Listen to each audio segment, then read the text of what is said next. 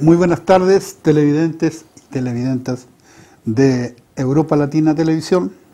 Hoy día domingo 17 de marzo, ya con sol, con el aire se nota un poco más, con calor humano también, porque el sol trae lo mismo. Saludamos a todo el público televidente y les vamos hoy día a empezar con un programa que esperamos sea interesante, noticioso y con mucha fuerza y cariño lo hacemos hoy día para ustedes. Empezamos, como siempre, con una canción para ir calentando los ánimos.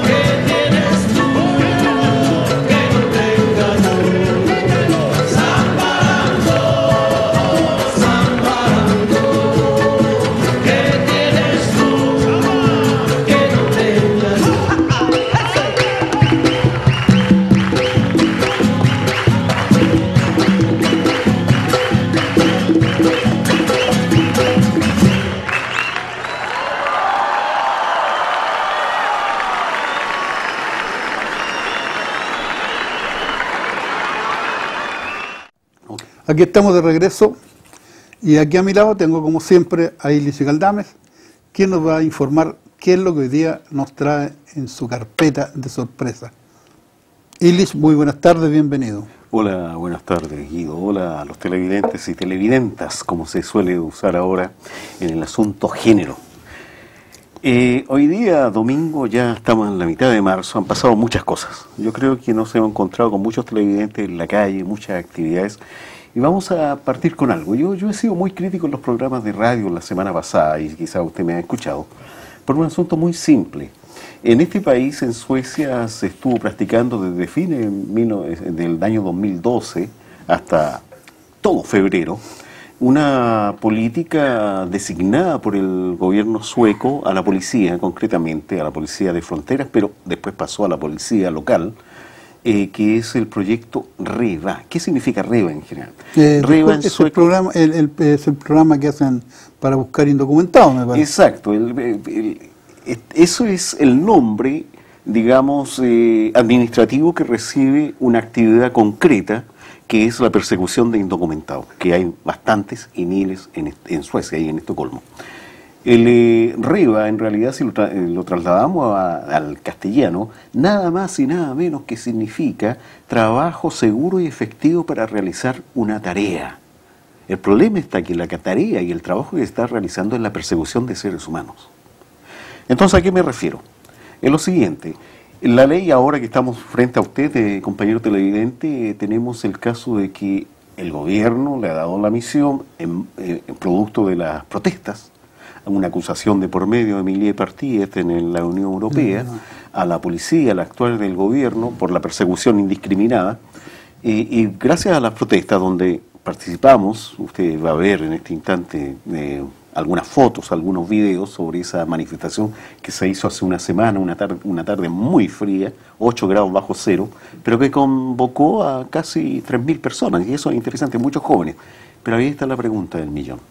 La cantidad de inmigrantes, sobre todo latinoamericanos, brilló por su ausencia. Qué lástima. Y lo digo así, Guido, por una cuestión muy simple. Fíjate tú que Riva, o este proyecto de persecución, nos afecta sobre todo a los extranjeros, afros, asios, asiáticos o latinoamericanos, por una cuestión muy simple. Al llevar adelante esta política, la policía cometía un error de discriminación, por eso fue acusada a la Naciones Unidas, a la Unión Europea, porque no le tomaba documentos, ni le pedía, ni le exigía documentos a los con una, ¿cómo se dice? Una apariencia netamente europea. Obvio. Pero sí se los pedía en el tren, en varios lugares, en los lugares donde se concentra la gente, se los pedía justamente a personas como nosotros. Claro, con apariencia extranjera. Apariencia extranjera. El 90% de los casos consultados durante 2 meses fracasó, porque solo un 10% de los interpelados por documentación era gente indocumentada. O sea, primero una política fracasada, pero estaba conllevando adelante una política de discriminación horrible. ¿Pero esto sigue todavía? Sigue. Se dijo la semana pasada que la policía de fronteras no iba a seguir pidiendo documentos en mitad de la ciudad o en distintos lugares, pero en la práctica se sigue, porque es más brutal. Pero mi crítica durante la semana y en este programa de Europa Latina es la siguiente.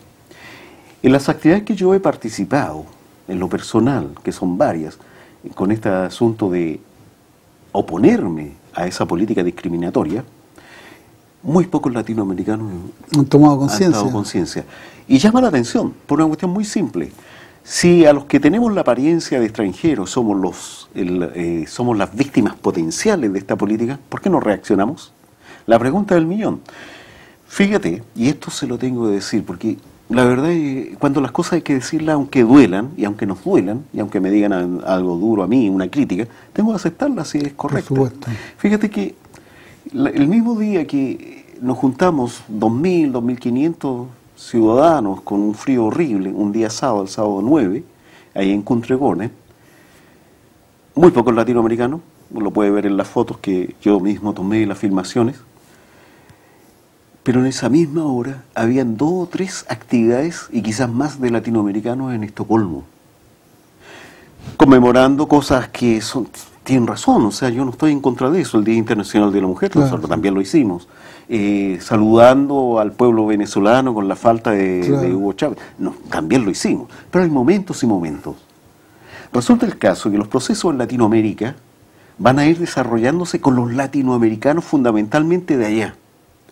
Pero si aquí nos vienen a detener y el gobierno de derecha y los políticos suecos aplican una política contra nosotros, no van a ser los políticos latinoamericanos los que van a venir a defendernos. Por supuesto. No es la tarea de ellos. No, es nuestra tarea. ¿Pueden hacer la solidaridad? Claro que sí, como la hacemos nosotros con ellos.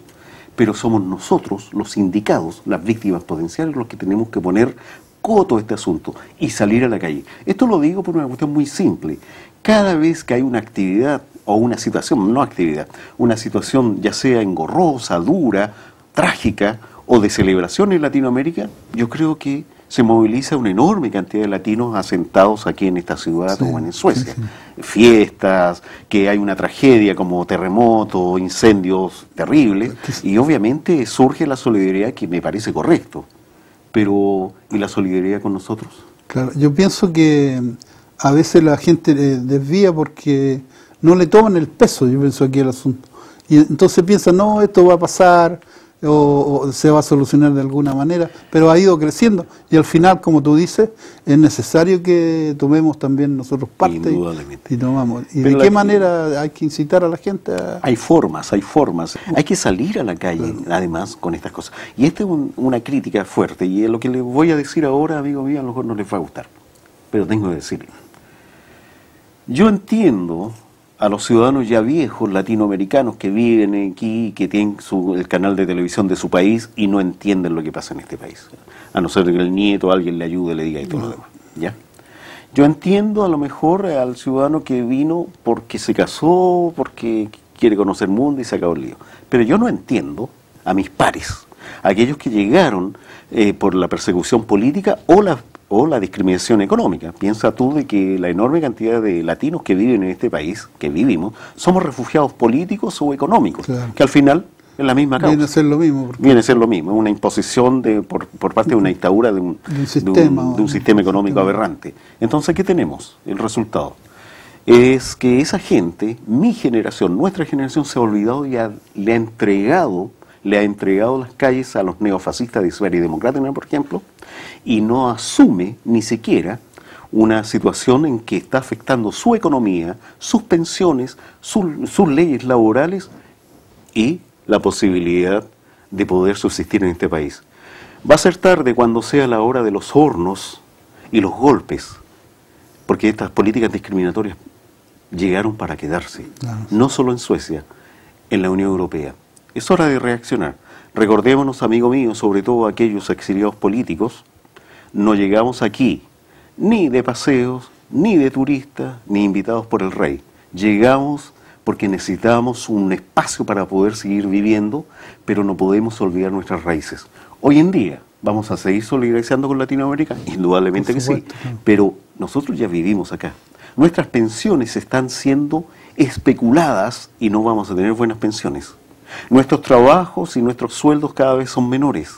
La discriminación con nuestros iguales y nuestros hijos, falta de dinero en la cultura. ¿Cuántos clubes deportivos ahora tienen que pagar las ganas para poder jugar fútbol? Antes no era así, pero ahora sí. ¿Pero reclaman? Es la oportunidad ahora. Partamos por rechazar estas políticas discriminatorias, porque después ya es muy tarde.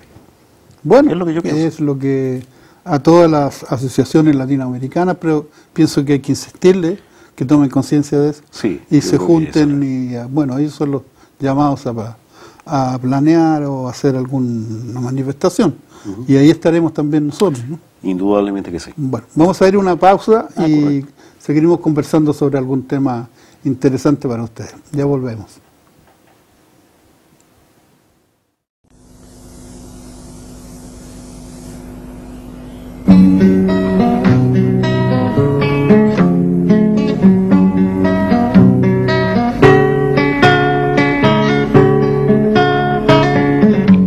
Si te quiero es porque sos mi amor, mi cómplice y todo. Y en la calle codo a codo somos mucho más que dos. Somos mucho más que dos.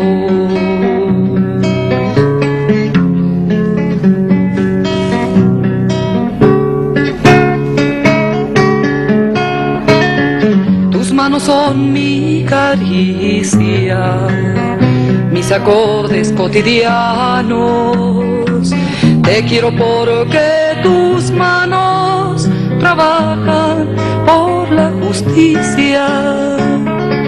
Si te quiero es porque sos mi amor, mi cómplice y todo. Y en la calle codo a codo somos mucho más que dos, somos mucho más que dos.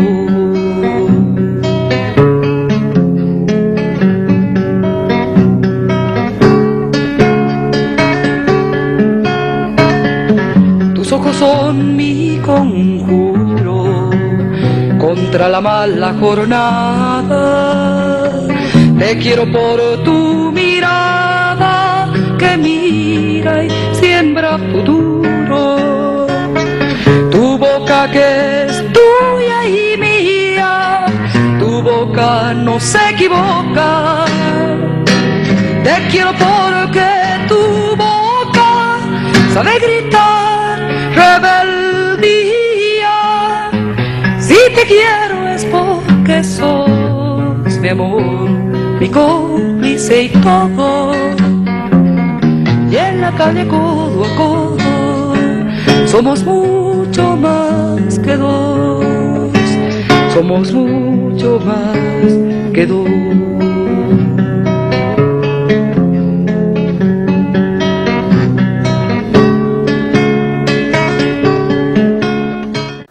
Bien, ya estamos de vuelta. Así que eres tú el que ahora indicas para qué lado estamos conversando.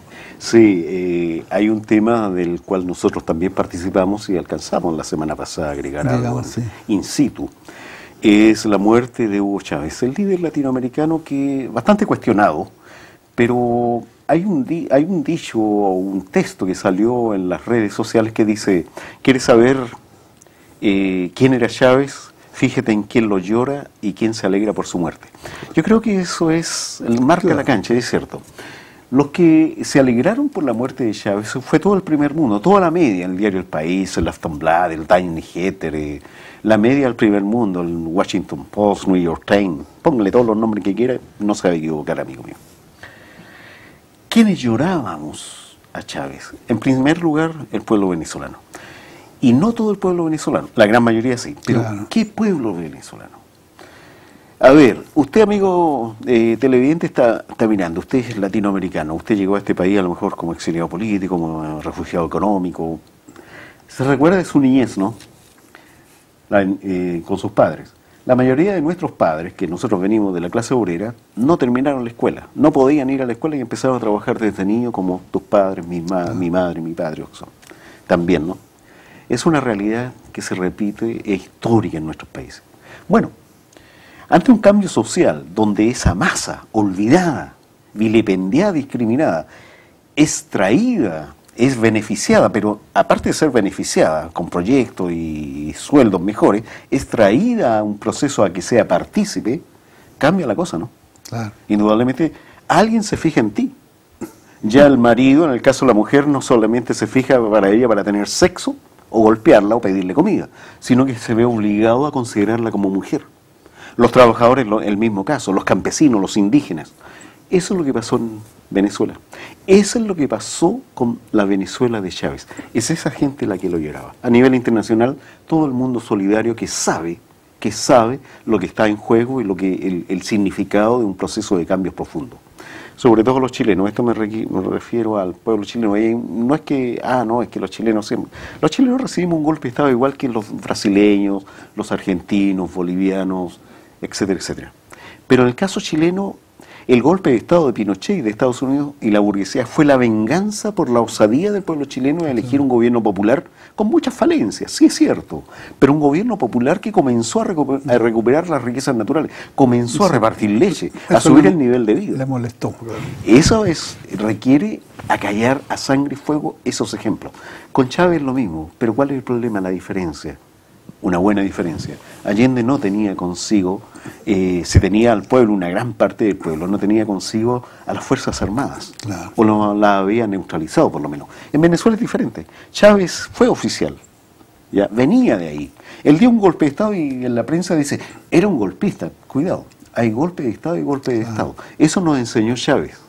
Porque muchas veces, mucha gente izquierda fue crítica en el año 92, claro. Pero ¿cómo? Un tipo, el golpe de Estado. Teníamos nuestra experiencia, ¿no es cierto?, como para pensar así. Claro.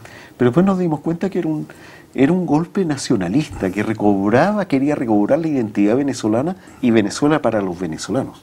Tomen en cuenta que Venezuela, productor tiene petróleo, exporta petróleo, pero ese dinero siempre quedó para la oligarquía, claro, y los partidos políticos, incluso la socialdemocracia. Pero Chávez, el 98, gana un triunfo arrasador. Entonces surgen las dudas. Pero al poco tiempo nos dimos cuenta de que Chávez era un líder carismático, nadie podía pasar inadvertido o quedar impávido ante cómo lo hacía, de una forma muy caribeña, muy atractiva, incluso cantaba, ¿no? Sí. En sus discursos. Pero más que la forma, lo importante era el fondo. El primer mundo, Suecia incluido, se fija en la forma. Porque para ellos alguien que sale de lo normal en el tren, en el trabajo, en el barrio, levantan la ceja y lo miran así como qué tipo más extraño. Chávez en la política mundial fue eso. Un tipo que se sube al podio de las Naciones Unidas después de hablar el presidente Bush de Estados Unidos, aquí dice, aquí huele a azufre. Eso lo marcó, eso no se podía perdonar. Justamente. Pero lo que no se podía perdonar es la recuperación del petróleo, que es el pan, parafraseando a Salvador Allende, el pan de Venezuela, recuperación, y los bienes del Estado se acrecentaron en beneficio de los venezolanos. Muchos dirán, lo leo, la prensa sueca, por ejemplo, Chávez no era ningún héroe de libertario, dice el señor Johan Norberg, que no se le mueve un pelo para seguir mintiendo. Pero ¿por qué ellos dicen eso? Por una cuestión muy simple.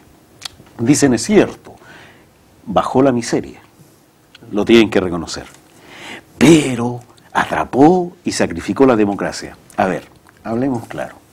¿Qué democracia sacrificó Chávez? Por ejemplo, la de la partidocracia que existía antes, claro. Carlos Andrés Pérez, socialdemócrata, el cual le dio el golpe de Estado, que no tuvo ningún empacho de un día a otro cambiar los costos de vida en un 2000%, claro, lo que provocó el Caracazo, con cientos y cientos de muertos proletarios que bajaron de las poblaciones pobres a pedir una explicación.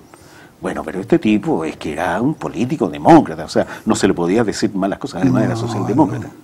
Bueno, para cortar el cuento, Carlos Andrés Pérez terminó arrancando con el dinero robado, ¿usted cree que a Suecia, un país socialdemócrata? A Miami. Eso lo pinta inmediatamente y nos demuestra que Chávez tenía buen olfato para saber quién eran los oportunistas y los traidores. También se refiere en este artículo que yo lo leí, de que dice que Chávez tiene alianza con gobiernos terroristas como Irán, que produce armas nucleares. Entonces, y es una cosa tan... Yo la pienso de que, no sé si él se ha enterado, este periodista, pero resulta que Irán, porque tiene convenios para tratar el urano, exacto, que tiene Venezuela, ¿no? Enriquecer el urano. Y la idea es, yo la dijo una vez el presidente Chávez, de que ellos están interesados realmente en enriquecer el uranio para fines pacíficos. Exacto. Fíjate que un buen detalle, este señor Johan Norberg no ha sido capaz de decir de que Argentina y Brasil hacen exactamente lo que hace Irán. Claro. Y lo han hecho hace un montón de años atrás. Sí. Pero nadie ha acusado a Argentina o a Brasil de amenaza contra la humanidad. Más aún, la prensa sueca personificada en este tipejo, Johan Norberg, desconoce de que Suecia es aliado de Israel. Justo. Más aún, peor todavía, y este tipo no lo va a escribir, ¿ya? Israel fue invitado esta semana que recién termina por la NATO o la OTAN a ser miembro activo de la NATO. ¿Qué va a significar eso? Que las armas suecas, la tecnología sueca se va a vender muy bien ahora en Israel también. Claro. ¿Qué significa eso? Que nuestros jóvenes que son invitados con una tremenda campaña publicitaria por las Fuerzas Armadas suecas, en los cines, en las radios de cercanía, desgraciadamente, a servir en el ejército sueco, poco a poco van a ser parte de la NATO, claro, y a lo mejor van a ir a matar palestinos junto con los soldados israelíes, quién sabe. Bueno, el señor Norberg no dice eso, ni Dice, ni Hetter, ni nadie más. Entonces esa es la diferencia, esa es la gran tragedia de Chávez. ¿Cuál es? De que tuvo la valentía, junto con el pueblo venezolano, de demostrar que el socialismo sí es real. Se puede hacer. Se puede hacer. Cuando Estados Unidos y el primer mundo, después de la caída de la Unión Soviética, el muro de Berlín, dijo, se acabó la historia, un estadounidense de origen japonés, Yokohama, dijo, chicos, se acabó la historia, no hay más que capitalismo en el futuro. Y resulta que aparece Chávez, un payaso, dicen estos tipos, un tipo loco, un exgolpista, todo, y demuestra en los hechos que el socialismo se puede, no solo en su país. Recuérdese que en Mar del Plata, en el encuentro de los países latinoamericanos, con los países con España y Portugal, Chávez enterró el ALCA y revivió y creó el ALBA, Sí. creó las nuevas condiciones donde el hombre, el trabajador es el centro y no el capital. O sea, revivió el socialismo, como él le llamaba socialismo del siglo XXI. Siglo XXI. Ese es el gran pecado de Chávez. Así como el pecado de Allende fue recobrar las riquezas naturales y la banca para los chilenos, el pecado de Chávez es haber durado 3 veces más que Allende. Claro. Haber hecho tantas veces más cosas con Allende, pero algo mucho más que Allende no alcanzó. Ser un verdadero elemento unificador de Latinoamérica. Sí, Eso sí. es lo increíble, porque hoy en día Estados Unidos hay un antes de Chávez y un después de Chávez. Claro. Y después de Chávez, ya ido, significa que simplemente Estados Unidos ya no puede considerar a Latinoamérica como el patio trasero. Un detalle para poder ir cerrando. El 14 de abril, un poco semanas más, hay elecciones porque la Constitución, imagínense, la Constitución votada por todos. 14 elecciones ganó Chávez, 14, con veedores internacionales incluidos. La nueva Constitución bolivariana estipula de que ante la falta del presidente, como pasó en este caso, con la muerte de Chávez, en un mes se tenía que hacer elecciones. El 14 de abril van a ser las elecciones. O sea, El pueblo bolivariano, los chavistas, los revolucionarios tienen candidatos. Tienen el candidato que es Nicolás Maduro, vicepresidente, un hombre que ha ocupado puestos, pero que le llama mucho la atención a los suecos. Incluso hacían la pregunta. Le llamaba la atención porque Nicolás Maduro siempre fue un trabajador desde niño, y cuando asumió los cargos de poder del proceso bolivariano, era chofer de buses. no me digas. Chofer de buses. Entonces, para el mundo, primer mundo, para Estados Unidos, no tiene que ser Claro un que tipo es con muy educación, sintomático. un tipo decente, políticamente correcto. Claro. Viene un tipo, ya, que era chofer de bus. Usted sabe lo que ganan los choferes de bus en estos países, sobre todo en Latinoamérica. Y el tipo asume su condición de animal político, animal social, y asume ahora la responsabilidad de un país. Y eso es lo importante. Dura tarea. Dura tarea, pero también se va a ganar la enemistad justamente de los Sí, dueños eso del es, poder. eso. ¿Por qué? Porque ya lo dijo, y no porque sea Maduro, sino que simplemente porque tiene un compromiso, él y el pueblo bolivariano, en seguir adelante esta revolución.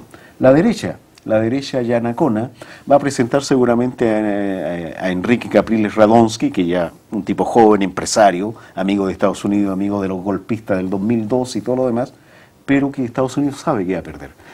Va a tirar el candidato, lo va a sacrificar para saber ¿Cuál el es porcentaje el exacto que tienen ellos para Medir prepararse fuerza, a medir futuro. fuerza. Esperemos que el pueblo venezolano haga morder nuevamente el polvo de la derrota a estos yanaconas, a estos malinches, porque el pueblo venezolano tiene que practicar ahora el chavismo sin Chávez, Claro. que tendría que ser el latinoamericanismo con todos los latinoamericanos, incluidos de México hasta la Patagonia. Justamente. Y bueno, y con este razonamiento y ese pensamiento futuro de esperanza en Latinoamérica, vamos a la otra pausa y volvemos.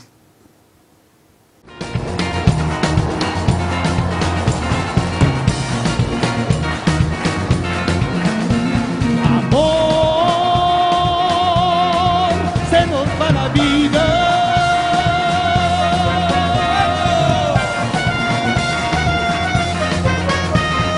Vamos a buscar entonces toda la ternura, toda la hermosura, tesoros del alma.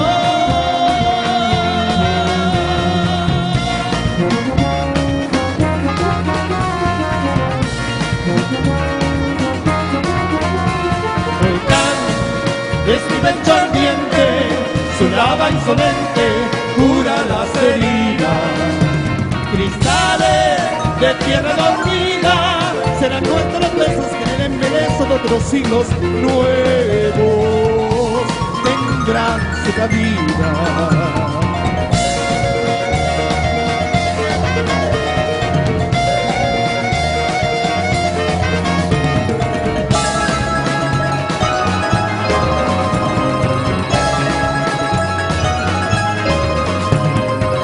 Somos hijos de la tierra y sin palabras de la victoria, somos hijos de la tierra.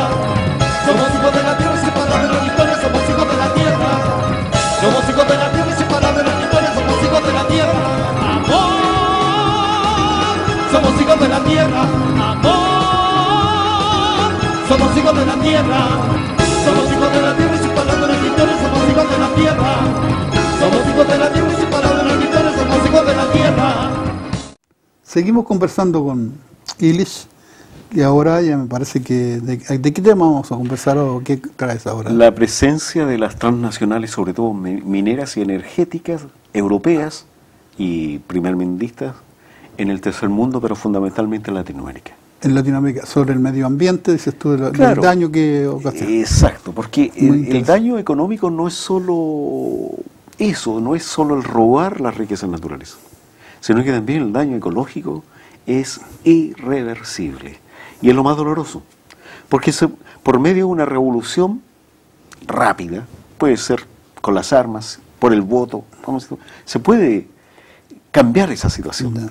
Regular, como lo hace Venezuela, Bolivia y Ecuador, regular la participación del capital extranjero, con la ganancia para el pueblo, ¿ya? Una nueva regulación. Y eso se puede hacer, pero el daño ecológico, ¿quién lo salva? Claro. ¿Quién salva los glaciares, por ejemplo, de Pascualama, de la cordillera, en la frontera, en el norte chico, en la frontera entre Argentina y Chile? Un proyecto de Barrick Gold, que es una empresa transnacional de capitales estadounidense y canadiense, donde la familia Bush tiene gran participación, está destruyendo el medio ambiente. Glaciales que son productos de millones de años, Sí, del deshielo, después los cambios climatológicos, y tenemos que esos glaciares regaban por siglos las tierras fértiles del norte chico en Chile, donde es todo tipo de productos, limones, lima, aceitunas, naranjas, etcétera, etcétera. Hoy en día, los campesinos pobres de esos sectores y los campesinos no latifundistas simplemente la están viendo bastante dura. ¿Por qué? Porque el relave que hace Barrick Gold, que entre paréntesis el nombre lo dice, está buscando oro. Ya. Ajá, Oro. son unas minas de Y oro. para que limpiar el oro, tú sabes que se usa un producto, el cianuro. El cianuro, claro. Un producto químico muy fuerte. Muy fuerte. Y se destruye el medio ambiente de las fuentes de agua natural. Las capas de agua natural. Porque se necesitan toneladas de litros de agua para poder lavar y 1 kilo de oro. Pero son toneladas, o sea, y eso se lava, esa agua, es con cianuro para poder limpiarla de otros productos que no se pierden, porque ellos también se lo roban. Ellos pagan al gobierno chileno y argentino, y vamos a ir a eso, pagan para llevarse el oro, pero no pagan por todos los otros elementos que encuentran en la extracción. Es como el cobre también se lo llevan. Es como el cobre, tú sabes, ¿no? Se lo llevan entero, con tierra y todo, y lo limpian en otros lados, en Estados Unidos, Canadá, en Brasil. Bueno, eso es. Entonces, los campesinos, tanto del lado argentino como chileno, están jodidos en su medio ambiente. ¿Quién va a absorber la cesantía que se provoque con estos campesinos? Nadie la está absorbiendo, nadie se está haciendo responsable. Y los responsables tienen nombre y apellido. Yo nombré Barrick Gold, ¿verdad? Pues bien, y aquí mucha gente también va a decir, ya se está metiendo el lío este caballero. Este proyecto fue iniciado en el gobierno, desde el caso chileno, fue iniciado en Chile bajo el gobierno de Eduardo Frei Ruiz Tagle. El hijo de Frei Montalva, ¿ya? Eduardo Frei Ruiz Tagle, él inició en la parte final de su gobierno entre el año 94 y el 2000, 99, inició y hizo los arreglos con Barrick Gold para la parte legal y administrativa. Pero para eso Barrick Gold también se había contactado con el gobierno de Kirchner y el gobierno previo a Kirchner, el de Duhalde. Y esto habían dado el visto bueno, de que ok, va este asunto. Pero esto era un proceso muy largo porque había oposición, había que saber la legislación administrativa. Cuidado, escuche bien, que los senadores o los senados de los dos países, Argentina y Chile, no tuvieron acceso. En el gobierno de Lagos se firma esto, la primera parte del proyecto. O sea, esto en viene el gobierno de Néstor Kirchner. Viene de atrás de esto. Muy atrás. El gobierno de Néstor Kirchner, por el lado argentino, y el gobierno de Lagos, a principios de los 2000 se firman la primera parte de este proyecto, que es la evaluación del terreno. Pero el proyecto ya estaba andando. Y es en el gobierno de la señora Bachelet en Chile, el gobierno de la señora Cristina Fernández, que a muchos les cae simpático, estas dos señoras, está bien, te puede caerle simpático el Pato Donald o quien quiera, no tenemos nada en contra de eso, pero también hay que ver no solo la apariencia, hay que ver los hechos. La señora Bachelet firmó el proyecto al 100%, de robo y destrucción del medio ambiente, robo de las riquezas naturales y destrucción de glaciares milenarios que no podrían ser tocados, pero son tocados. En el gobierno de Lagos se firma esto, la primera parte del proyecto. O sea, esto en viene el gobierno de Néstor Kirchner. Viene de atrás de todo. Muy atrás. El gobierno de Néstor Kirchner, por el lado argentino, y el gobierno de Lagos, a principios de los 2000 se firman la primera parte de este proyecto, que es la evaluación del terreno. Pero el proyecto ya estaba andando. Y es en el gobierno de la señora Bachelet en Chile, el gobierno de la señora Cristina Fernández, que a muchos les cae simpático, estas dos señoras, está bien, te puede caerle simpático el Pato Donald o quien quiera, no tenemos nada en contra de eso, pero también hay que ver no solo la apariencia, hay que ver los hechos. La señora Bachelet firmó el proyecto al 100%, de robo y destrucción del medio ambiente, robo de las riquezas naturales y destrucción de glaciares milenarios que no podrían ser tocados, pero son tocados. Eso en Chile y en Argentina. En Perú, el proyecto en Cajamarca, el proyecto Conga, exactamente lo mismo. Sí, lo mismo. Agua por oro. O sea, al revés, perdón. Claro. Oro por agua. Las 7 lagunas naturales que están en la altura de Cajamarca van a ser barridas por el proyecto Conga, donde aparecen incluso dineros suecos, al igual que en Pascualama. Que se está haciendo un estudio que son dineros de nuestras pensiones, que nuestras empresas de fondos de pensiones mandan el dinero para allá, lo invierten aquí y allá, y nosotros aún no reaccionamos porque se está investigando. Pero apuremos la investigación, nosotros mismos vamos a seguir investigando, porque si hay dinero nuestro, de ciudadanos suecos, en esos proyectos criminales hay que reclamar. Lo mismo que en Colombia, pero hay un detalle, en Centroamérica, pero hay un detalle. En Ecuador y en Bolivia, revoluciones sociales con las cuales simpatizamos, pero hay que denunciarlo. Tanto el gobierno ecuatoriano como el boliviano han tenido problemas con los pueblos indígenas por llevar adelante proyectos que están implicados las transnacionales energéticas y mineras. Entonces, ¿cómo se llama? La empresa Endesa, esa anda por todos lados. Endesa tiene capitales españoles, tiene que ver por eso, yo lo veo tiene que ver con la energía y son la responsable de la enorme cantidad de proyectos hidroeléctricos. ¿Te recuerdas? Claro, Punta Arena, claro. Coyhaique, todo eso, que prendió todo un pueblo y en distintos lugares. Pero los de Ecuador y Bolivia, hay que ser claro, si bien es cierto, ha provocado una cantidad de conflictos con las etnias originales y campesinos pobres, por lo menos los gobiernos del compañero Rafael Correa y del compañero Morales han tenido la disponibilidad a sentarse a conversar con los afectados y echar para atrás o detener proyectos hasta nuevo aviso, por lo menos.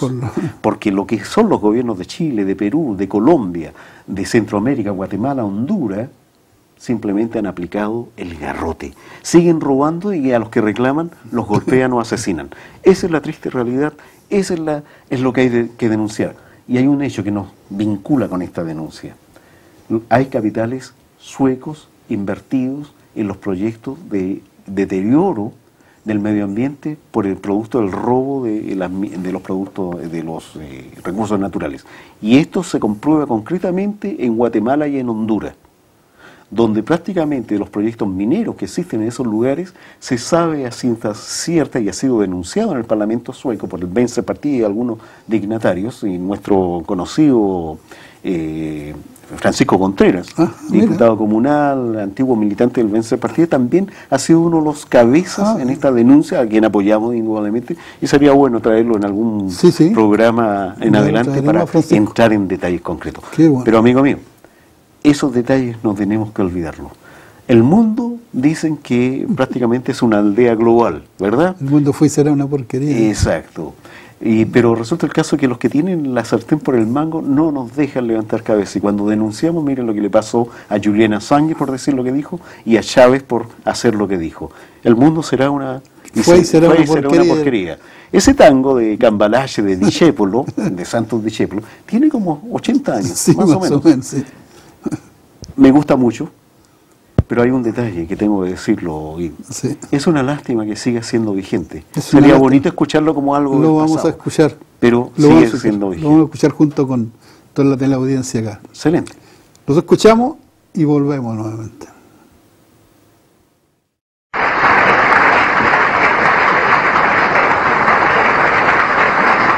¿Qué le va a hacer, Julio? La vida es así. ¿Qué le va a hacer? Y no somos nosotros quienes la vamos a cambiar, ¿eh? Sí, viejo, pero pasa cada cosa que uno se siente arrepentido de haber nacido. ¿Y por qué lo dices, Julio? Y bueno, lo digo porque, mire, actualmente uno no sabe quién es quién. Todo grupo, todo papel pintado, viejo. Tiene razón, ¿eh? Pero no hay que hacerse mala sangre. Sí, no, pero- ¿Quiere que le prepare un trago para calmar los nervios? Sí, mire, prepárame un dicepolín bien amargo. ¿Gambalachi?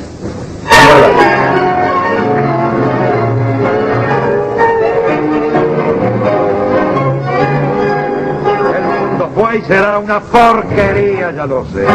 En el 510 y en el 2000 también, que siempre ha habido chorros, maquiavelos y estafados, contentos y amargados, valores y doblez, pero que el siglo XX es un despliegue de maldad insolente ya, no hay quien lo niegue.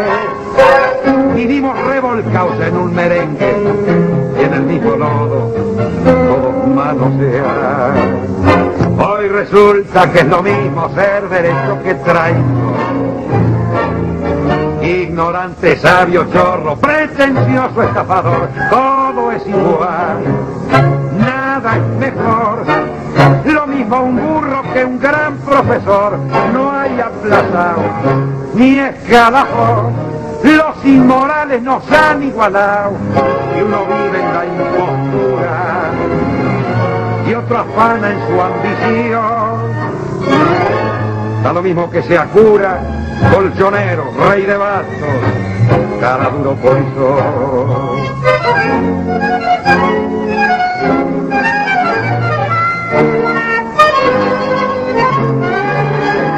Qué falta de respeto, qué atropello a la razón. Cualquiera es un señor, cualquiera es un ladrón, mezclado con Toscanini, Vescarpasa y Napoleón, Chatazo y Marimón, Carnera y San Martín, igual que en la vidriera irrespetuosa de los cambalaches, se ha mezclado la vida y herida por un sable sin remaches, de llorar la Biblia junto a un calefón.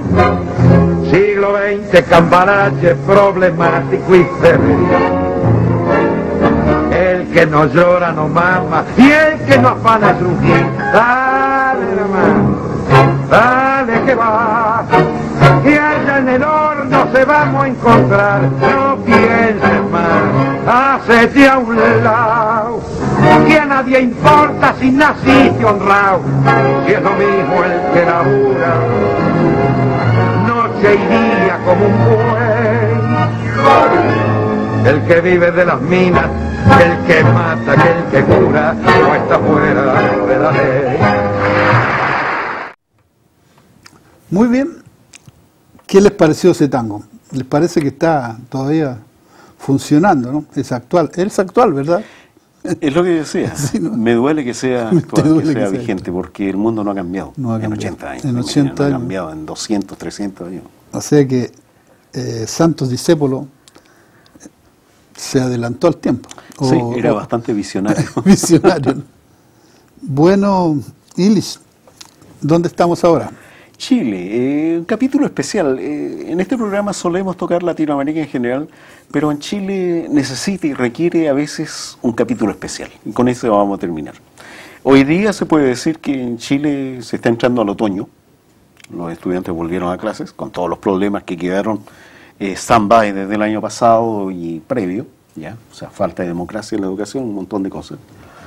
Pero tanto la clase política, desde la ultraderecha a los comunistas y el gobierno de derecha, han propuesto y han iniciado lo que se llama el ofertón de otoño en términos comerciales. Ofertón. Claro, si todos ofrecen. ¿Es verdad? Pues, Claro, sí. porque este año hay elecciones. Estamos a ver 9 meses de las elecciones y la pregunta es, ¿qué se va a parir en 9 meses?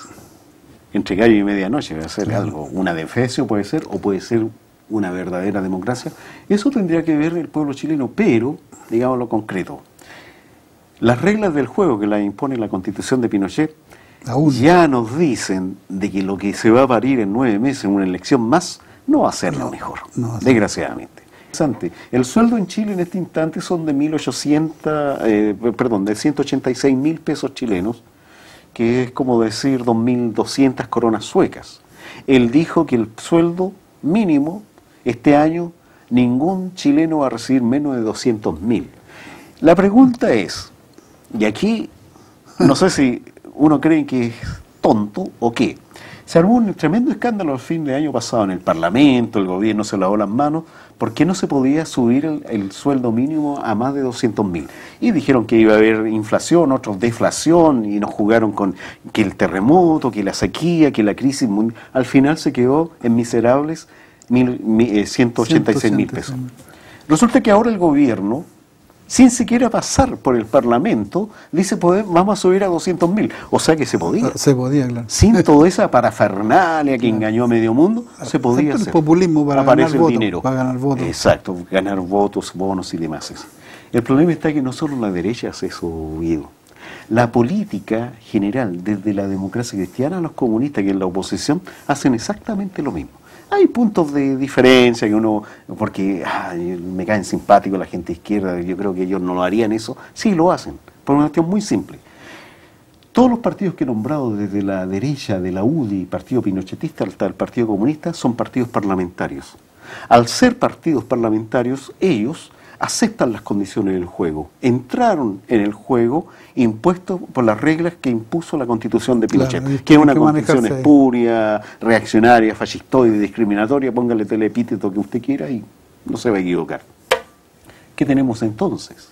¿En qué plano vamos a jugar? Dicen los políticos. Los políticos más de izquierda, esa izquierda ya antigua, porque es una izquierda que no presenta discursos nuevos, sino que sigue jugando a un estilo que ya está obsoleto, plantea lo mismo, unirse con todos contra la derecha. Pero en ese unirse con todos se unen con la otra derecha. Se unen incluso sin ningún problema con la democracia cristiana. La democracia cristiana, que fue el partido que avaló el golpe de Estado y sus mandamases, Elwin y Frey y otros, fueron los generales civiles, así se les llamó en su momento, los generales civiles del golpe de Estado. ¿Qué es lo que ha cambiado? ¿Ha cambiado acaso la explotación? ¿Ha habido justicia, verdad y justicia en los casos de derechos humanos como corresponde? No. ¿Ha habido verdad y justicia en los que robaron y se enriquecieron? No. Entonces, ¿qué cambió? Lo que cambiaron fue esa izquierda, el Partido Socialista en un primer lugar y el Partido Comunista actualmente, que ellos entran al sistema y empiezan a jugar al niño bueno, peinarse bien, limpiarse la uñita, la orejita para caerle bien ¿a quién? Al sistema. ¿Pero qué abandonan? ¿Qué sacrifican? Sacrifican la herencia ideológica y la herencia de trabajo que hicieron constantemente largas generaciones de socialistas y comunistas, pero no me refiero solo socialista y comunista al que era militante, yo me refiero a ese que se sentía de izquierda, que sus líderes máximos son el Luis Emilio Recabarren, Lautaro, Salvador Allende, Miguel Enrique, Leglain Marín, Clotario Blés, esa gente que se la juega y se la seguirá jugando, esa es la gente que quedó en la vera del camino. Pero ya no por el sistema, sino que por el sistema de partidos. También. Entonces, ¿qué tenemos hoy en día? Que los ofertones son terribles, porque resulta el caso que los estudiantes, 2 años de lucha en la calle, levantando enorme cantidad y atractivas formas de lucha, y sin embargo la clase política los traicionó. Porque no va a decir usted, amigo mío, que no es traición cuando una parte de la izquierda y todo el espectro político invita a los estudiantes y a los más gritones, por decirlo así, a sentarse a una mesa de conversación y que sea en el Parlamento donde se resuelva esto. No. La masa, sus padres, apoderados, profesores y estudiantes y auxiliares de los liceos, está diciendo que se resuelva en la calle, que se resuelva democráticamente. Pero no ha sido así. Se comienza nuevamente el año con los mismos problemas. El pueblo mapuche, amigo mío, el pueblo mapuche solamente ha recibido la solidaridad en los hechos, porque una cosa es firmar una carta y la otra ir a sacarse una foto con ellos en alguna huelga de hambre. En los hechos ha recibido la solidaridad del pueblo movimiento social chileno, no de los partidos políticos. Por una cosa muy simple. ¿Dónde estuvieron los candidatos a diputados locales cuando se hizo la elección de comunales en octubre del 2012? ¿Dónde estuvieron estos candidatos cuando al mismo momento la UNICEF, el local de UNICEF, está tomado por 3 familias con sus niños mapuches que estaban denunciando la persecución? ¿Dónde estuvieron? Estuvieron los cantantes populares, estuvieron las organizaciones sociales y algunas personalidades, pero los partidos políticos no se vieron. Ausentes totales, incluso los partidos de izquierda, que es más doloroso todavía. Entonces ahora vienen con el discurso, chicos, tenemos que unirnos porque hay elecciones. ¿Pero unirse para qué? Porque unirse por unirse no tiene sentido, es un discurso hueco. El problema es el siguiente, amigo mío. Fíjate que si la derecha hace su trabajo antidemocrático, estos partidos de la oposición democrática cristiana, hasta el Partido Comunista también lo sigue haciendo por una cuestión muy simple. Ellos dicen, es cierto, la Constitución hay que cambiarla, Asamblea Constituyente. Y fíjate que hay un espectro tremendo que se armó en Chile hace tiempo, que se llama la Asamblea Constituyente, formada por organizaciones sociales de trabajadores, mapuches, de la calle, empleados particulares, pequeños empresarios y todo lo demás. Tienen hasta directiva, tienen voceros. Sin embargo, los partidos de la democracia cristiana, el Partido Comunista, se sentaron a redactar hace 3 semanas atrás el plan de gobierno para entregarle a la señora Bachelet, que el próximo mes tiene que decidir si asume, donde se dice, en el primer párrafo del plan de gobierno, hay que cambiar esta Constitución. O sea, le dan la tarea al Parlamento y a la señora Presidenta, si es que va a ser, pero se olvidan de que hay una Asamblea Constituyente con los pies en la tierra, hay un consenso, el cable a tierra, el movimiento social es olvidado. O sea, están practicando la misma política de la democracia del embudo que practica la derecha. Entonces, ¿qué tenemos? ¿Cómo le podemos pedir ante una situación así a los jóvenes, oiga, vote por mí, porque yo voy a cambiar la cosa? Por favor. Y en esta cosa caen mucha gente, cae en la trampa. Hay muchos dirigentes sociales, sobre todo de estudiantes, que levantaron al estudiantado, fueron parte del movimiento social, lograron simpatías multitudinarias, pero que hoy en día practican la política del avestruz, la que les designa sus directivas políticas. Hablemos, nombre y apellido, yo, claro, concreto, Camila Vallejo, Camilo Ballestero, la señora Cariola, el muchacho este que era de la Universidad Católica, ya ni me recuerdo, apellido inglés, escocés, ¿ya? Todos estos muchachos que venían del centro político y de la izquierda política, que eran jóvenes rebeldes, con su fuerza, hoy en día acatan las direcciones de sus partidos y resulta el caso de que hoy en día ellos tienen un discurso de viejos. Fueron ganados por el sector chicos, cálmense porque hay una senaduría con 18 millones de pesos de sueldo, hay una diputación con 12 millones de sueldo, así que tranquilo, usted a lo mejor en un futuro pueden llegar a ser presidente. Entonces desarman el movimiento social con esta cooptación. Ahora y con esto cierro, para que tú veas cómo es la política chilena. Con la muerte de Hugo Chávez, obviamente la izquierda antigua y la nueva, la social, salieron a la calle, fueron igual a la embajada, el homenaje a Chávez, que más que merecido. Pero hubieron sectores, como Ricardo Lagos y la señora Soledad Alvear. Ricardo Lagos, el año 2012, era el presidente de Chile, la señora Soledad Alvear era la canciller, la jefa de Relaciones Exteriores. Ellos, en abril, para el golpe de Estado de Estados Unidos contra el presidente Chávez, le dieron instrucciones al embajador chileno en Caracas, le dieron instrucciones que apoyara a las nuevas autoridades y le cargaron la mata, le echaron la culpa, en palabras más entendibles, al gobierno de Chávez por haber deteriorado la democracia, por eso que era él el culpable. La víctima era culpable de que haya sido apresado y dado un golpe de Estado. Pasó el tiempo, murió Chávez hace un par de días atrás y Ricardo Lagos, poco menos que lloró, lo ensalzó, igual que la señora Soledad Alvear. Pero salió ese embajador y los denunció, los desenmascaró. Pero hay un detalle, y con ese video vamos a terminar.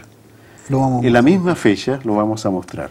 Gladys Marín, que era jefa del Partido Comunista en esos años, fue el mismo día del golpe de Estado en Venezuela a hablar y dejar una carta protesta a nombre del Partido Comunista y del movimiento social contra ese golpe de Estado y exigiéndole al presidente Lagos y a la señora Alvear que actuaran en consecuencia defendiendo la democracia venezolana y apoyando al presidente depuesto por horas.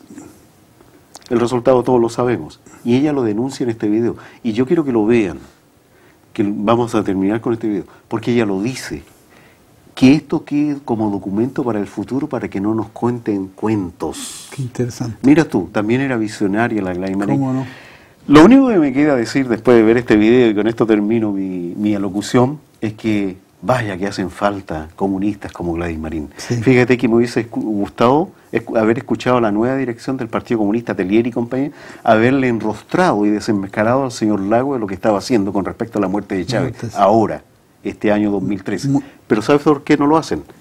Hay acuerdos políticos. Por supuesto. No podemos ofender a nuestros aliados. Con eso, esos son los aliados que supuestamente van a cambiar la realidad en Chile. ¿Cree usted que la van a cambiar, amigo mío? Escuchemos y con esto terminamos vamos a ver el video de Gladys Vamos Marín. a la pausa y vemos el video de Gladys y de ahí regresamos.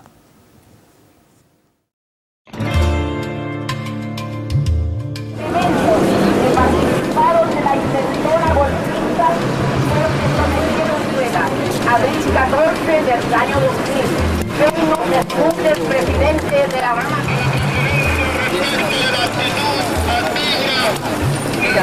Yo estoy acá en representación del Partido Comunista, acompañando al Comité Bolivariano y a todas las organizaciones democráticas del país, que hoy día nos sentimos realmente contentos, satisfechos por el hecho que ha sido restituido en el poder el presidente constitucional, Hugo Chávez.